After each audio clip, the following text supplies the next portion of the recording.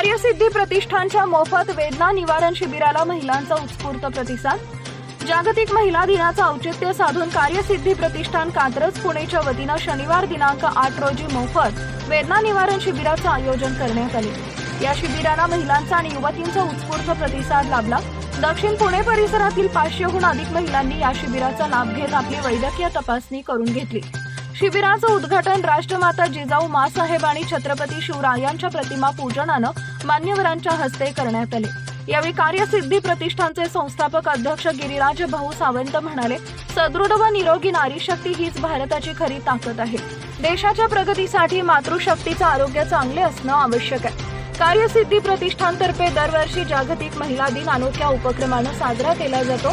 यावर्षी आयोजित मोफत वेदना निवारण शिबिरात महिलांच्या विविध आजारांची विनामूल्य तपासणी करण्यात आली।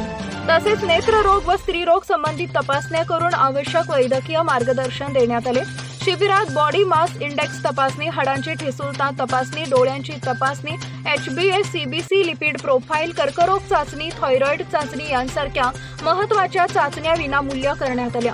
सकाळी 10 वाजता सुरू झालेल्या या शिबिरात संध्याकाळी 7 वाजेपर्यंत 500हून अधिक महिलांची वैद्यकीय तपासणी करण्यात आली। या शिबिराचे उद्घाटन प्रसिद्ध वैद्यकीय तज्ञ डॉक्टर कांचन गोडसे, डॉक्टर तेजस वाघ, डॉक्टर प्राजक्ता बुचटे, डॉक्टर उत्तरा पत्की, डॉक्टर वैष्णवी सोनवणे यांच्या प्रमुख उपस्थितीत संपन्न झाले।